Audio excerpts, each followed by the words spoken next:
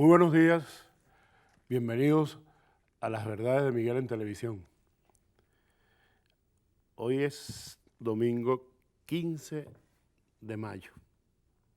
Ha sido una semana bastante controversial, muy movida. Estuve leyendo en estos días que hay una nueva tecnología para las entrevistas que se está utilizando en el Brasil. Se trata de un detector de mentiras para los entrevistados. Es un nuevo formato. O sea, se coloca el detector, ¿verdad? Cuando va hablando el entrevistado, en el dial de su radio, en el caso de que la entrevista sea radial, el detector va diciendo si el entrevistado está diciendo la verdad. A esa nueva formalidad no es obligada, se han sometido varias personas interesantes e importantes en el Brasil. Vamos a ver si nosotros estamos en capacidad que nos llegue en un momento ese detector de mentiras. Aunque el venezolano de por sí tiene un detector en su casa, el venezolano sabe cuándo un entrevistado o el conductor de un programa también dice la verdad. Esta semana de manifestaciones, de presuntos saqueos, presuntos porque, o intentos, conatos, vamos a decir, conatos de saqueo, de dimes y diretes en cuanto al referéndum revocatorio del mandato, de movimiento a nivel de sindicatos, de partidos políticos, de las Fuerzas Armadas. El presidente muy atareado en programas de televisión, se ha intensificado la propaganda oficial, las cadenas oficiales. No se sabe si para bien o para mal. Yo, Miguel Salazar, honestamente, yo le recomendaría al presidente que trate de ser más explícito, más sucinto en las cadenas radiales, en las cadenas de televisión. Porque esas cadenas no contribuyen, no ayudan. El venezolano en este momento necesita, nosotros los venezolanos, vamos a hablar en el lenguaje oficial, los venezolanos y las venezolanas, necesitamos como una especie de tranquilidad, de que nos digan el norte hacia dónde vamos. Hay algo que me llama la atención, es la guerra a Lampa. Hace un tiempo atrás, unos 3 programas atrás, inclusive nuestras portadas fue esa, Guerra de Lampa en desarrollo. Y yo le hice un llamado al presidente de la República. Bueno, en estos días se le han dado unos golpes contundentes a Lampa, eso hay que decirlo. Pero lo peligroso es que se utilice eso del lado opositor para descalificar lo que puede ser una buena acción del gobierno y del lado del gobierno para hacer una propaganda. Entonces se pierde el efecto, no se logra lo que se quiere. La gente está buscando tranquilidad, seguridad en la calle. En estos días hemos vivido días de toque de queda en las noches, alcabalas, policías, un despliegue policial intenso, que era necesario, pero que debe ir normalizando. La fuerza pública debe ir tomando el control de la situación. No permitir lo que ha pasado. Yo tengo un cuento de una señora, que no es un cuento, es una vivencia, que me dice, estoy en una cola en un supermercado y se me ponen 5 personas por delante y yo les reclamo, le digo, ustedes no estaban acá. Y entonces uno de los personajes se levantó la chaqueta y le mostró una pistola. ¿Estamos o no estamos? Sí estamos. Esas cosas están ocurriendo, amedrentamiento en las colas. Uno dice, bueno, ¿este país la gente trabaja o no trabaja? Porque las colas son interminables. Y siempre la misma gente, los motorizados. Así como hablé acerca de Lampa, hace unas semanas atrás. Ahora le voy a hacer un llamado al ministro del Transporte. El caos. ¿Dónde está el ministro del Transporte acá? ¿Dónde está? Hay que meter a los motorizados en cintura. Hay que educar al conductor. Hay que reformular todo el transporte masivo. Unas camionetas que dan pena, unos autobuses, una chatarra rodando por Caracas. Y lo que llevan adentro es como si llevaran un cochino. Yo creo que este tema del transporte, la recomposición de la ciudad, debe ser algo de suma importancia, Voy a concluir este segmento. Estamos circulando ya en el nivel nacional. Nuestro título del periódico es sobre la visita del Papa. Viene el Papa. De antemano nos falta quienes busquen la fotografía para sus campañas políticas. Ya querrán retratarse con el Papa. Vamos a esperar que esa visita del Papa, si se da, tenga los efectos deseados. Por lo pronto, vamos a ir a un corte y ya estaré con el invitado en esta oportunidad, el general de división José Montilla Pantoja.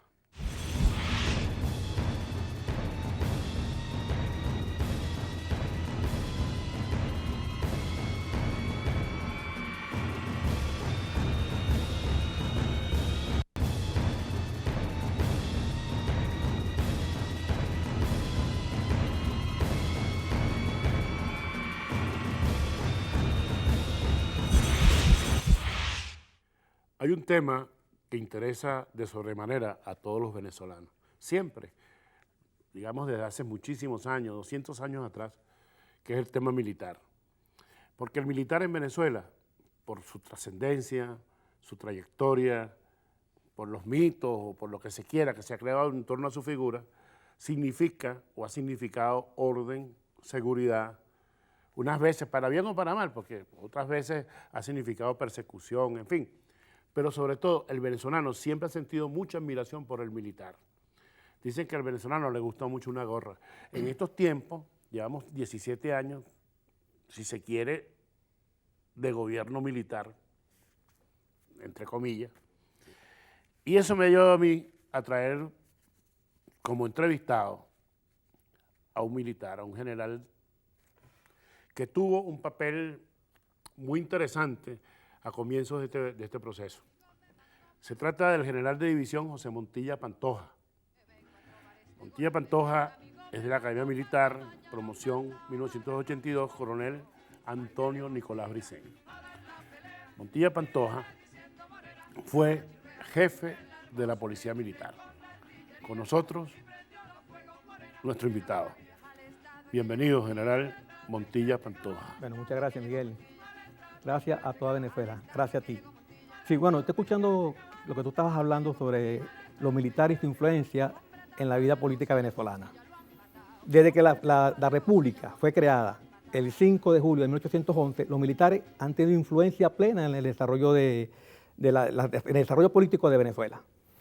Francisco de Miranda, la guerra de independencia, las actuaciones de Bolívar, cuando Venezuela se separa de la Gran Colombia, 1830, que surge la figura de Páez. Aquí yo quiero hacerte una parte para aclararte un puntico sobre eso, ¿no? Cuando Venezuela se separa de la Gran Colombia, el Congreso de la época nombra a Páez presidente y a Santiago de Amarillo vicepresidente.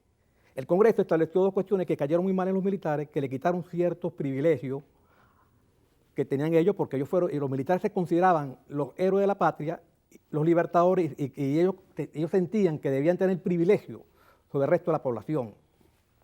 La otra cuestión que se le quitó a la que se agregó en la Constitución fue que se le quitó privilegio a la Iglesia Católica. Esto motivó el alzamiento de José Gregorio Monagas. Este fue el primer caudillo que se alza reclamando privilegio. Pero este alza por dos motivos. Uno, porque para plegarse al comando de Bolívar, él no sabía que Bolívar se ha muerto. Y el otro reclamando los privilegios. el Congreso de Venezuela envía a Santiago de Mariño a que ponga orden. Santiago de Mariño va a hablar con Monagas y le dice, pero ¿qué te pasa a ti, Monagas? Dice, no, mira, yo me harto porque yo estoy a la orden de Bolívar. Y Bolívar se murió. Le dice Santiago de Mariño, eso cuenta la historia. Bolívar se murió. Y bueno, y entonces, bueno, y lo otro que perdimos privilegios. Nosotros somos los militares, que no, tenemos el derecho de mandar sobre el país porque dimos nuestra vida en defensa de la República. Y Santiago de Mariño, extrañamente, se une a Monagas y él toma el liderazgo, toma reclamos de los militares en esa época. Por supuesto, el Congreso lo instituye y manda a Páez, y Páez negocia con Monagas. A negociar Páez con Monagas, bueno, calmó la situación. Ahí comenzó el reclamo de los militares en la vida política de Venezuela, en la función. Sobre lo que tú me estás hablando lo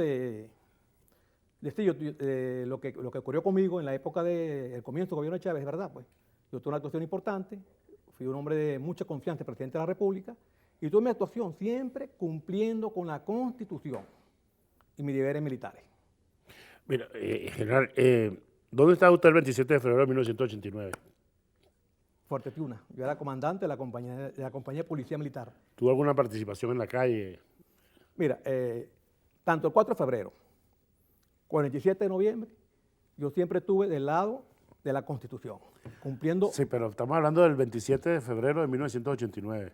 Ah, yo estaba en San Cristóbal, cuando tú me estás hablando cuando el famoso Caracazo. Ah, no. El 27 de febrero, cuando el sacudón. Con el sacudón. Yo estuve en San Cristóbal en esa época. En ese entonces era... ¿Qué grado tenía? Tenía grado de teniente. No le tocó, no tuvo oportunidad de estar en las calles. No, yo me ofrecí voluntariamente para venir a Caracas, pero no fui enviado, porque yo sentía el deber de participar y de ayudar de alguna otra manera a calmar el país. Aquí se ha hablado mucho de eso, Miguel, y no se ha dicho la verdad plena.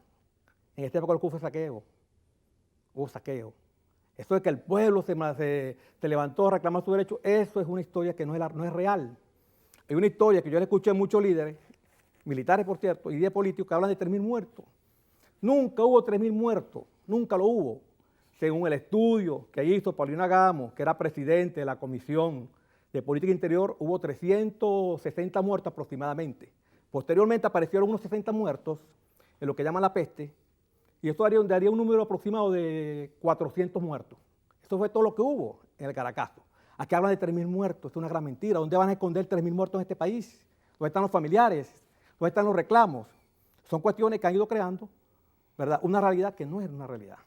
Sí, aquí estamos muy dados, pues somos muy dados a jugar con las cifras. Eso no es solamente con los muertos. Cuando tenemos un meeting en la Avenida Bolívar, decimos que hay 1 millón de personas. Cuando viene una marcha opositora de Chuao, decimos que hay 2 millones de personas. En fin, pero estaba entonces usted el 27 de febrero de 1989 en San Cristóbal. Sí. ¿Okay? ¿No estuvo comprometido en las azonadas del 4F y del 27? No, de ninguna manera. A mí se me invitó, y aquí bueno, lo estoy con nombre y apellido porque es real. Estando yo en Fuerte Tiuna, el capitán Rojas Suárez me dice, mira, Montilla, ¿no quieres participar en un golpe de Estado? Yo dije, bueno, pero ¿cómo que un golpe de Estado? En un golpe de Estado lo primero que hacen es bloquearnos y no hay forma alguna. Claro, yo en este momento no sabía la magnitud de los hechos.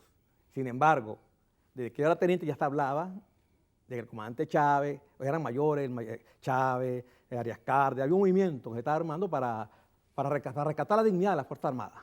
Eso se hablaba y esto era casi voz populi. Yo no entiendo cómo llegó a estar ese movimiento. Inclusive, el 3 de febrero, ¿verdad? Antes del movimiento, mi jefe militar, yo era comandante de la compañía de comando de la Policía Militar, nos reunió a todos los comandantes y nos dijo, mira, hay un movimiento raro, se oye que va a haber un golpe de Estado. Entonces nombró una serie de jefes, pero no nombró ninguno de los que estaban incluidos. Y nos nombró a Jacobo Y. Pedaza. Yo lo digo porque ya Jacobo Y. Pedaza está muerto, ¿no? Sí. Es decir, que para descanse, pues. Y por eso es que lo nombro, si no lo nombrara.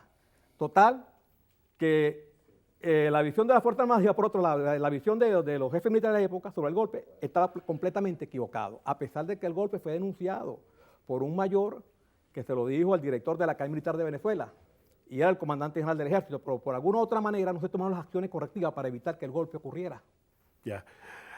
El tema se torna bastante interesante. Vamos a ir a un corte y al regreso continuamos con el general José Montilla Pantoja, es comandante de la Policía Militar.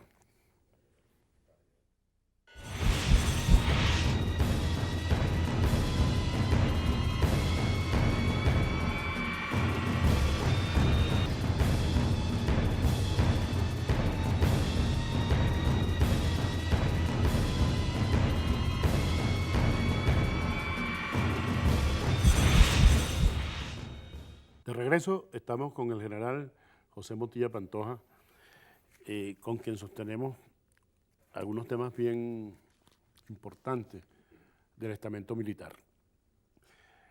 El 11 de abril, general, usted era jefe de la Policía Militar. Usted estaba comprometido con el presidente Chávez, pero no sé si el presidente, estando ya preso, estuvo bajo su responsabilidad. Te voy a hacer una corrección, Miguel. Ajá. Yo no estaba en la Policía Militar, yo era el inspector general de la DICI en esa época. Ah, ya. Sí, yo trabajaba en la DICI en esa época. Ajá. Sí. Yo me fui voluntariamente a Fuerte Tiuna a ponerme la orden del general García Carneiro, que tenía referencia a él, pues nunca había trabajado con él, pero ya lo conocía. Bueno, y ahí comenzó la historia, ¿no?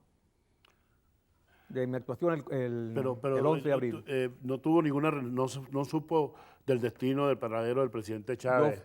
Claro, por supuesto, que yo en esos movimientos con el general García Carneiro, después que fui con García Carneiro, fuimos a la DICI en esa época, después yo me fui junto con el general García Carneiro a Fuerte Tiuna y estuve en la sede de la Comandancia General del Ejército.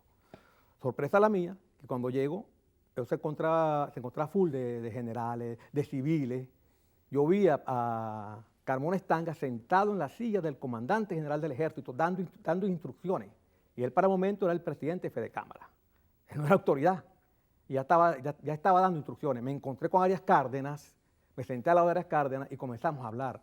Arias Cárdenas estaba muy molesto por lo que estaba pasando, porque no estaba de acuerdo con lo que estaba pasando en este momento. Sin embargo, yo di unas declaraciones bastante tristes donde acusó a Chávez de esquicosa. Sí, después se arrepintió y yo creo que fue sincero. Inclusive Arias Cárdenas, hasta antes de volver al chavismo, él tuvo mi casa y conversamos mucho. Él estaba arrepentido por lo que había hecho. Pero eso es otra historia, ¿no? Claro. Entonces, yo vi cuando Chávez llegó uniformado, y le mandaron quitar el uniforme. Entre los generales no llegaban a acuerdo, porque el presidente Chávez quería irse del país. Un grupo de generales que están en el momento que estaban dirigiendo el movimiento de rebelión o golpe de Estado, con un golpe de Estado, ellos se ponen de acuerdo. Querían, no, vamos a jugarlo aquí. Entonces, en eso se evitó que Chávez fuera enviado al exterior. Pues Chávez quería irse a Cuba. Bueno, esa es parte de la historia, ¿no? Es parte de la historia. El presidente lo ratifica después como jefe, o lo nombra jefe de la Policía Militar. Me nombró comandante de la Policía Militar, lo que supo la actuación que yo tuve muy destacada. Yo siempre lo decía públicamente, pues, hasta eso me sentí incómodo. Montilla, que puso preso a Carmona, y lo repetí en muchos actos. Y eso a la vez crea cierta envidia en muchos profesionales. Yo no soy del 4 de febrero, yo no soy del 27 de noviembre. Yo siempre me fui apegado a la Constitución, inclusive yo puse preso a Hernández Beren. Eso sí, como todos tuvieron preso en la Policía Militar, yo lo atendía, compartía. ¿Viste muy buenos? El 4 de febrero puso preso a Hernández Beren, que me entregó al parque de armas, que él era comandante de una compañía de misiles que estaba en San Juan de los Morros en esa época. Me entregó el parque de armas, yo lo llevé y se lo entregué al comandante de la guarnición de Caracas, que era el general Tagraferro de Lima. Yo se lo entregué. Sí, hay muchas cosas que se dicen.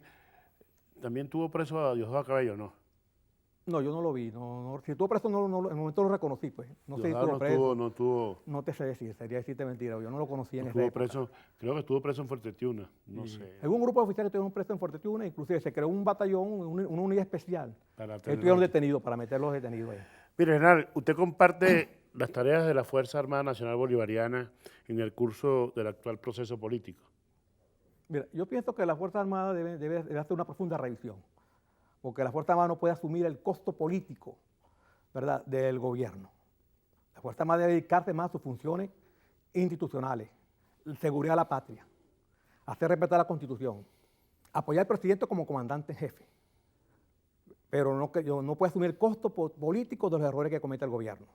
La Fuerza Armada no debe asumirlo. Ese es respetar la Constitución. ¿A qué conlleva? Bueno, ahí está la Constitución es clarita, están los artículos claros.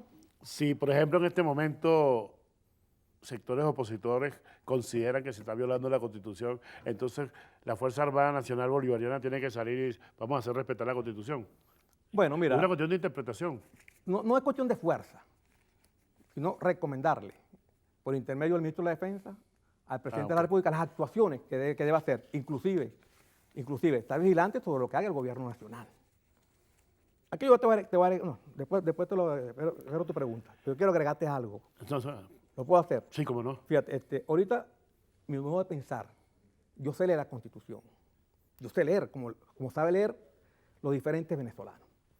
El señor presidente de la República, peligrosamente, se está colocando al margen de la Constitución. ¿Por qué te lo digo? Un decreto no está por encima de la Constitución. El señor presidente de la República no puede, no debe, ¿verdad?, quitarle los derechos que tiene la Asamblea Nacional, porque son constitucionales. El señor presidente de la República no puede, no debe seguir emitiendo decretos de emergencia económica cuando la Constitución lo prohíbe. Y yo creo que esto le hace mucho daño a él como persona, le hace daño al país y le hace daño al mismo partido de gobierno, que por estas malas decisiones el señor presidente de la República pone en peligro la existencia misma del chavismo como movimiento político y movimiento político, social y electoral. Eso es lo que piensa Montilla Pantoja como ciudadano, como venezolano, pero como militar. No. No, bueno, como militar te lo digo, la Fuerza Armada debe hacer respetar la Constitución. Esto no quiere decir que se va a levantar en armas, no, ya eso no existe. Pero hay recomendaciones que puede hacer las Fuerzas Armadas, importantísimas. Porque tú lees los índices de popularidad de las Fuerzas Armadas, son muy bajos. Que nunca en la historia de Venezuela la Fuerza Armada ha estado tan bajo en la aceptación popular. Nunca. Pero y ni siquiera, bueno, la Fuerza Armada no ha cumplido un papel represivo tampoco. Porque ¿a qué se debe ese índice que tan bajo? Porque la Fuerza Armada la observan ligada al partido gobierno. Un gran grupo de la población, inclusive la misma gente del chavismo, piensa que la Fuerza Armada pertenece al partido gobierno. Porque ellos mismos lo dicen, somos chavistas, somos socialistas, y tú lo ves en las decisiones políticas que está involucrada la Fuerza Armada Nacional. Y la gran cantidad de militares activos que ejercen cargos públicos importantísimos, pero a veces participa como actores políticos, partidistas. Esos son los errores que se han cometido. Es un error. Es un error. Y por ahí son los estudios de opinión. Está claro. Sí, porque la Fuerza Armada, según la Constitución, la Fuerza Armada es no deliberante. Tiene derecho al voto, pero hasta ahí.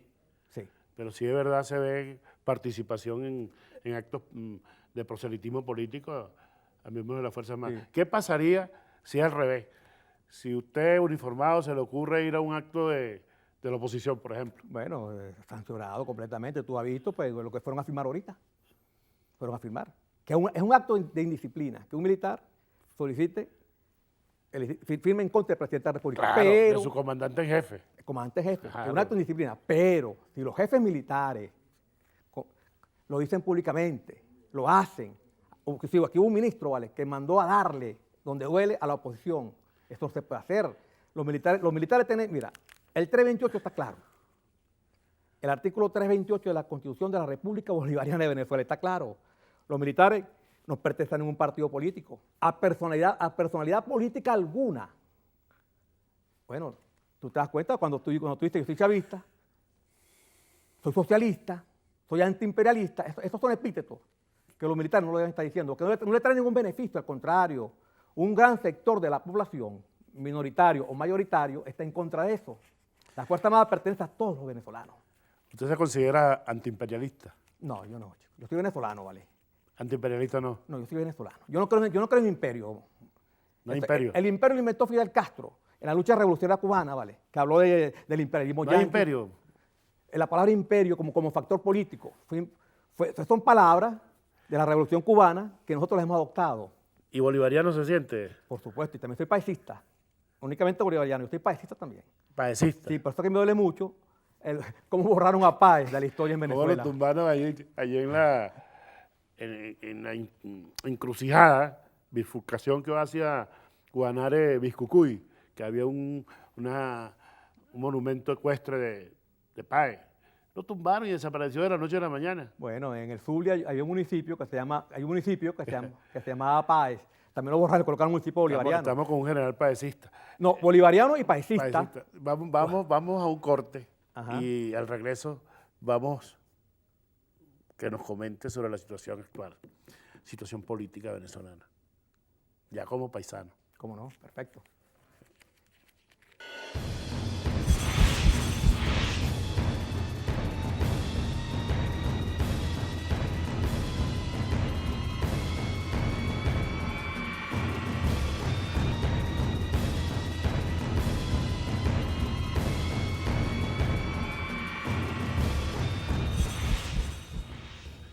Bien, sorpresas nos da la vida.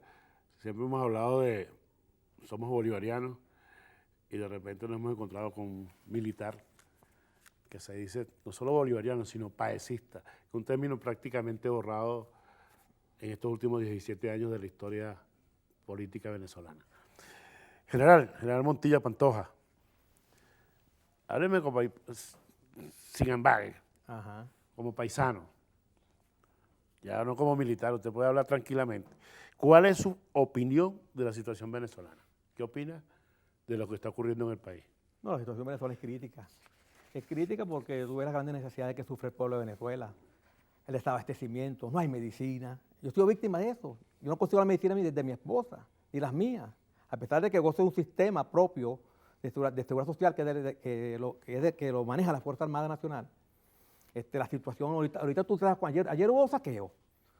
Un saqueo en Aragua y un saqueo que hubo en otra ciudad, en Mérida, por cierto.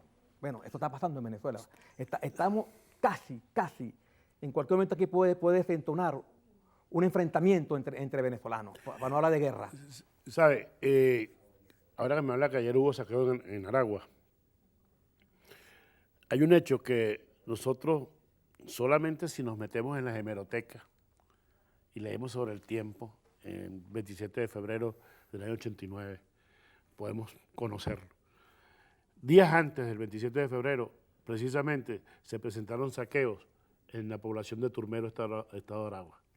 Es significativo, no quiero decir que se va a presentar un sacudón ya, pero hay todos los elementos de descontento, pero también asusados.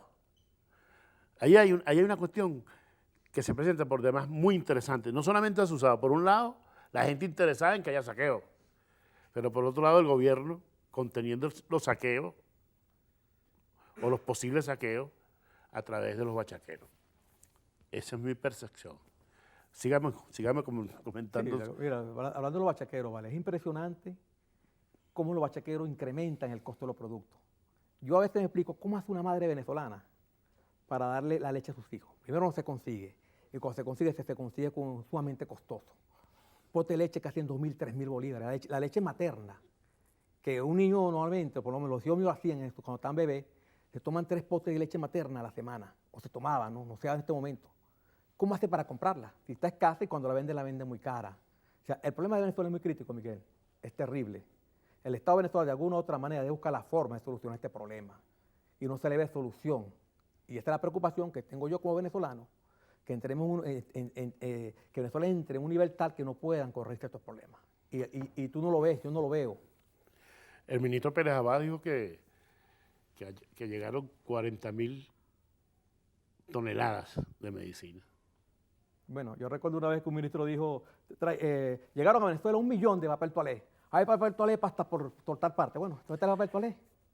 Comprar papel toalé en Venezuela es un lujo, no se consigue papel toalé. O sea, la situación es crítica, Miguel, es terrible. ¿Qué opina Montilla Pantoja, el general Montilla, del revocatorio?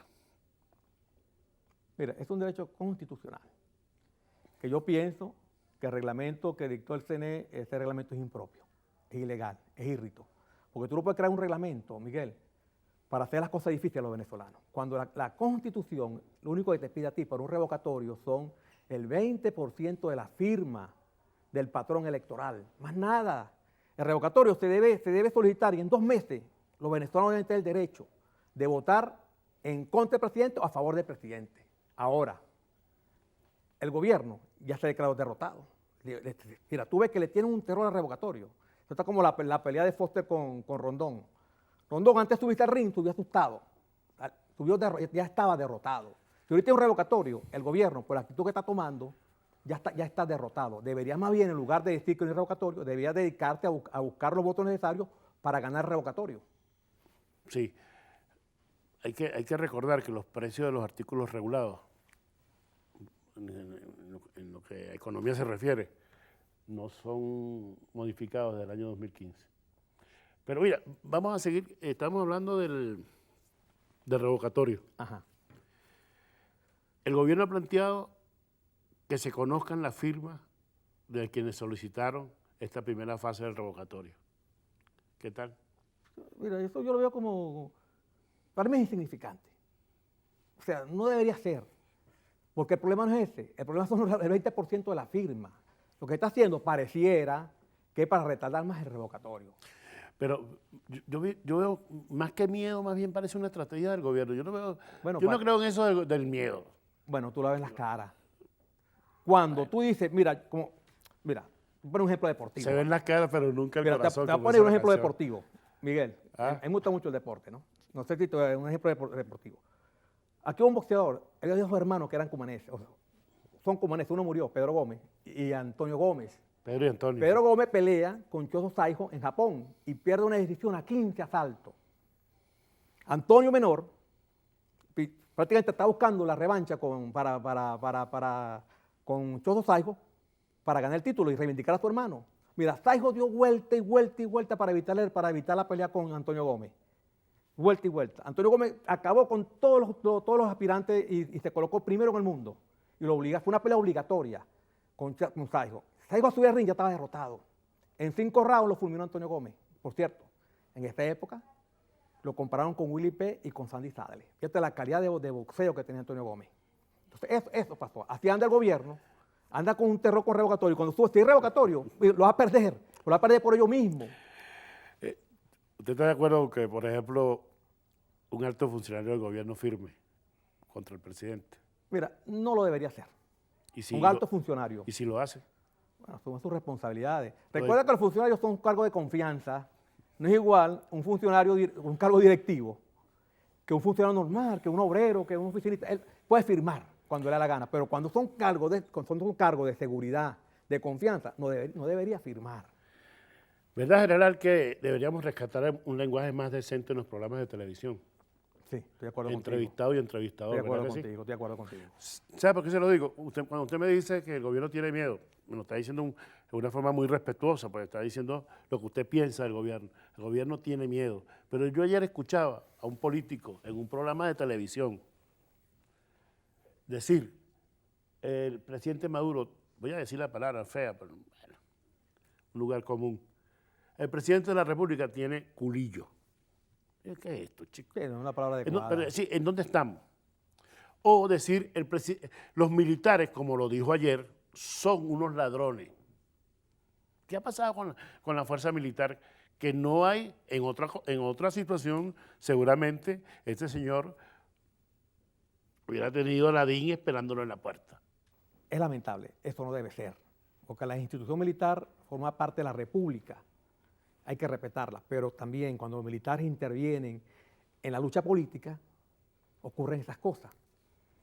Por eso que los militares no deben intervenir nunca en la lucha política. Pero una cosa no justifica la otra. No es justificable, no se puede justificar.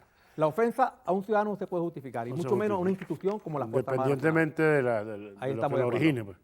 Ahora bien, una última pregunta que quisiera, que está en el ambiente. Nosotros invitamos a María Corina Machado acá, no ha venido, a raíz de un comunicado que ella dirigió a las Fuerzas Armadas, donde se llama Fuerza Armada Nacional, le quita lo de bolivariano. Hay una serie de cuestiones ahí que no cuadran. Pero bueno, olvidándose un poco, se viene hablando sobre la gestación de un golpe de Estado. ¿El general Montilla Pantoja cree que eso esté ocurriendo? Mira, yo no creo que las Fuerzas Armadas vayan a cometer esta locura, dar un golpe de Estado. Quienes dan golpes de Estado en los países son las Fuerzas Armadas. Los civiles no dan golpe de Estado, esta es una gran mentira. Son las Fuerzas Armadas y yo no creo que las Fuerzas Armadas ni están en condiciones, ¿verdad? Ni lo quieren hacer. ¿Y por qué dar el un golpe de ministro, Estado. ¿por qué el ministro lo dice?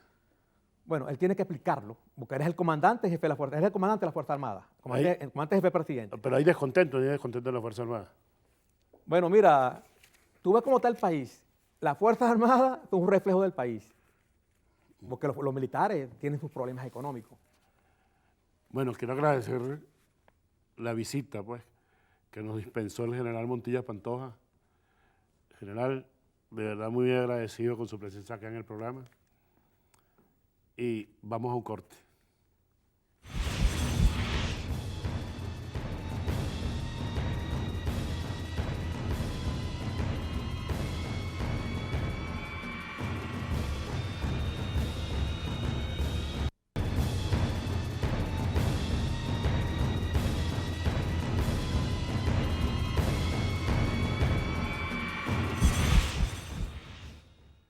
Hemos llegado al último segmento del programa La Verdad de Miguel en Televisión.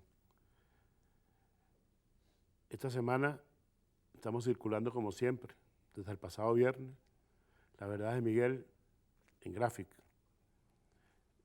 Nuestro titular: viene el Papa, ni opositor ni gobiernero, y un cintillo sobre el un posible paro petrolero que se estuviera gestando actualmente.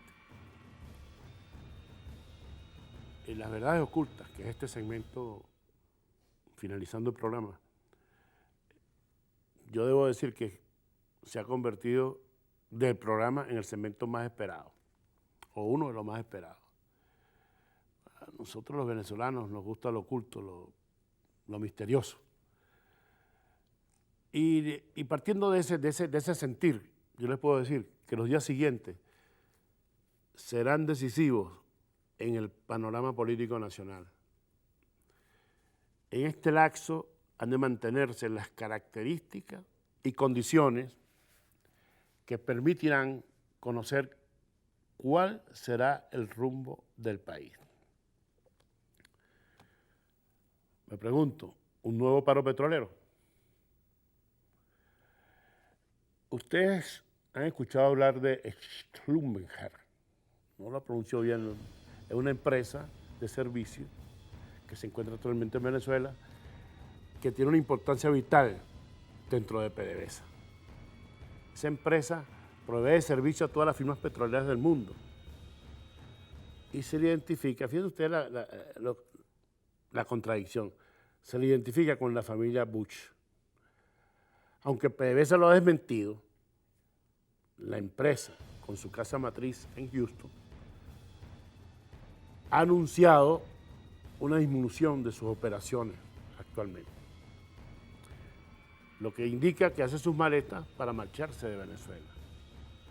Llama la atención que lo hace precisamente en una delicada coyuntura para nuestra industria, que ha visto disminuir dramáticamente, que me desmientan, su producción en 8.000 barriles diarios.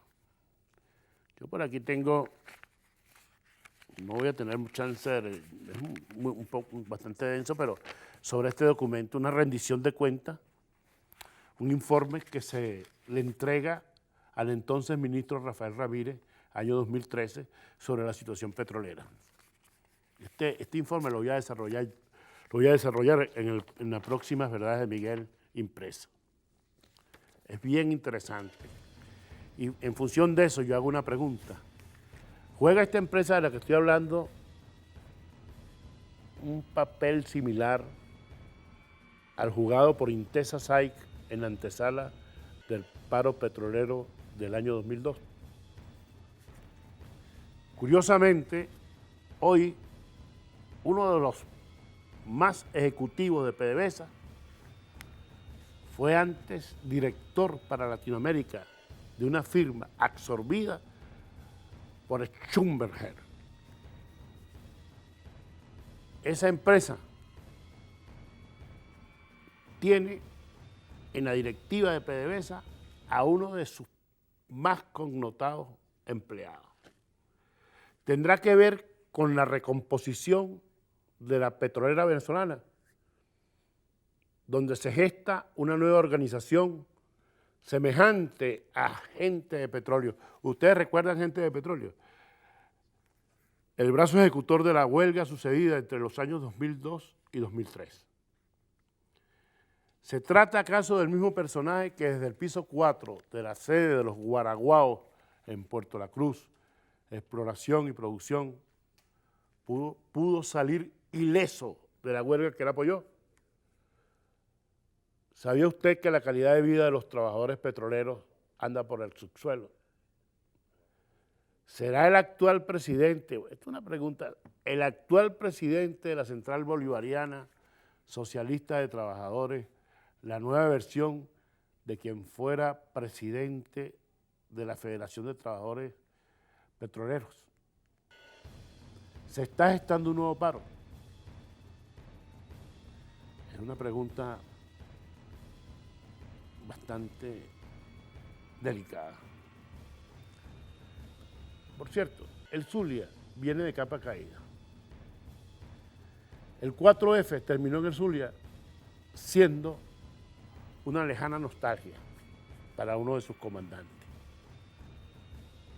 No en vano hoy es el Estado Zulia donde convergen todos los elementos que hacen posible retoñar y robustecer un proceso de desestabilización. Allí es evidente como una clase política devenida en contratista se ha enriquecido con los recursos del gobierno, mientras se subutilizan los presupuestos para permear bolsillos de los nuevos ricos. Esta clase no presenta sonrojo alguno a la hora de mostrar su inclinación por las comilonas y las rochelas burguesas. Mientras pagan el precio fortaleciendo la caja chica de los funcionarios que aspiran a repetir en cargos de elección popular. Esto viene ocurriendo en el Zulia. Puede ser que sea una matriz generalizada, porque los contratos han servido para alimentar campañas electorales. Las comisiones han ido a la propaganda electoral o para que ciertos funcionarios del gobierno, ciertos funcionarios de la oposición, para llamarlos funcionarios, porque dentro de la oposición también hay la gente que, el político, pues el que trabaja por, que no se le conoce otra ocupación, vamos a llamarlos funcionarios, que viven de eso, viven de las prebendas que le dan los contratistas. Y esa situación se está presentando en todo el país, se está presentando en todos los niveles. Uno ve cómo a nivel de la Asamblea Nacional, por ejemplo, todo lo que se hablaba de las camionetotas, de la parafernalia aquella, de los gastos, se están repitiendo, no hay nada diferente, no hay nada diferente. Pareciera ser una conducta general. No es el gobierno, es oposición y gobierno. Y eso es peligroso, porque el pueblo, nosotros que estamos fuera, que estamos viendo, comenzamos a sentir como cierta animadversión hacia la dirigencia política. Hacia la dirigencia política. No creemos en las cosas que nos dicen. No hay un norte, no hay una política que nos convenza. No hay una estrategia, no hay planteamientos que nos convenzan. Estamos al garete y eso es lo peligroso del país. El país en este momento no tiene dirección. Recuérdense ustedes, no, vamos a leerlo o léanlo, que es interesante, no pierdan de vista esto. ¿Cómo llegó Hitler al poder? ¿En qué estado? ¿En qué estado llegó Mussolini al poder? Y es posible que en medio de esta varaunta, en medio de este desorden que hay, de esta falta de horizonte, aparezca cualquier caudillo en cualquier momento. Y hay que estar pendientes de eso. Voy a despedirme de ustedes. De verdad les deseo buen domingo, que estén bien y será hasta una nueva oportunidad.